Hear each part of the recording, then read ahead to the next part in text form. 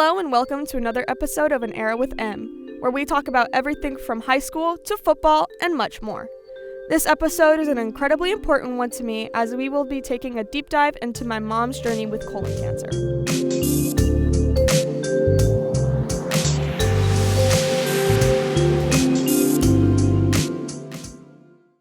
My name is Emily Diaz. I am a 17-year-old senior at Prosper High School. Welcome. So, can you tell us your name? Hi, I'm Diaz, and I am Emily's mom. Hey. I have colon cancer, and it has spread also to my liver. So I have colon and liver cancer right now, but I got diagnosed a little over a year ago with it. My mom and I are seated at night in her bedroom where she can lay down if she needs to. In fact, after this interview, she lays back down on the couch. Colon cancer, also known as colorectal cancer, has been in my household for a long time now. My mom says if she has any regrets, it's that she wishes she caught it earlier. Honestly, I wish that I had gotten screened earlier. I did go in when I turned 50, like the doctors tell you to do, and go in and have a colonoscopy, and unfortunately, it was a little too late. So if I had maybe caught it at 45, then it might not have been as progressed, and possibly I could be over it by now. But that doesn't mean that I can't still beat it. And I have every intention of doing that. I truly, wholeheartedly admire my mother. Her admiration and determination is something I envy. Her mindset has been no different than what I would have imagined. Ooh, my mindset waffles. But ultimately, my mindset says, I'm going to survive this. I'm going to survive this for me. I'm going to survive this for my kids. I'm going to survive this for everyone that I love and that loves me back. I have an amazing support system through friends and my kids and everybody that loves me. And so I want them to know that I'm fighting for us all. She wishes that people would see colon cancer as a bigger deal. However, she also states the impacts that she wants to have on the people around her. Colon cancer is a big deal. A lot of people kind of don't think about it. Everybody kind of focuses on breast cancer and, lung cancer and things like that. This is kind of a sneaky little disease that really does. It's sneaky. It sneaks up on you. And so it's so important to make sure that you're listening to your body and that you go in for your screenings and you go to your doctor when you need to and don't just play it off and like, oh, it's nothing. It could be something. I'm hoping it's not, but it could be something. And so it's so important for people to really recognize that this is a significant disease and people do very much die from it. But that doesn't mean that everyone does. That means that if you can catch it and you can, do the treatments and follow your doctor's instructions, that you can beat it. My mom is such a compassionate person. She will do anything to make your day a little brighter, whether that be making you laugh or going out and doing something. That kindness would not be skewed to anyone who is going through this illness. When you first get diagnosed, you feel very alone.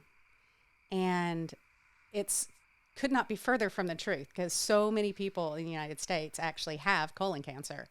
And I do believe that because it's not as well publicized like breast cancer and we don't have the walks and all of that, that people find it very isolating. And so I would throw my arms around them and say, it's going to be okay. Because it is going to be okay. No matter what the outcome, it's going to be okay.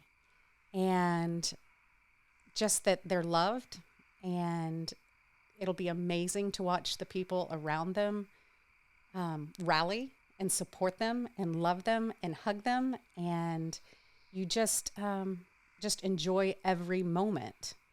According to the American Cancer Society, 1 in 23 men are diagnosed with colon cancer, while 1 in 26 women are diagnosed.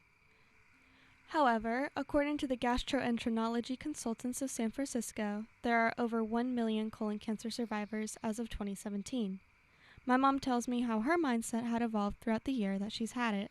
Will tell you that at the beginning of my diagnosis, I was very embarrassed because, it has to do with your colon, which, let's be frank, it has to do with poo. And so I was very embarrassed and humiliated. And that has completely changed. And that might also be something else I tell somebody that is newly diagnosed as well, that there is no reason for embarrassment. There is no reason for, humiliation. Yeah. Back in kindergarten, we read everybody poos. Well, everybody still poos. But I think it's important that the people that are around me in my journey, and of course anybody else that's been diagnosed with this disease, knows that there's nothing to be embarrassed about. And that was really hard for me to get over. But I have worked through that as well, and it's amazing how open I am now to just talking about everything that's going on, good, bad, or indifferent. And I do believe that the more open you are and the more communicative you are, the better people can help you, the better they can love you.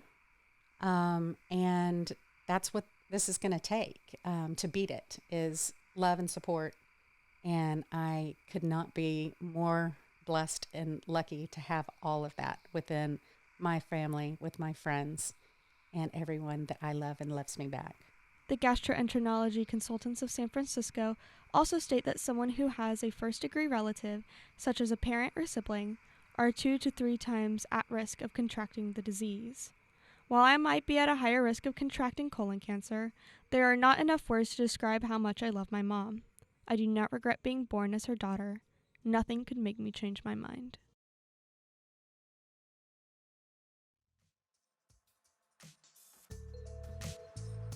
While this has been an incredibly heartwarming episode, it's one that I will hold dear in my heart forever. This is the last recording I ever got of her, as she's currently in the hospital on her deathbed. While cancer might have won this battle, we will keep fighting for her in our hearts. Thank you, and good night.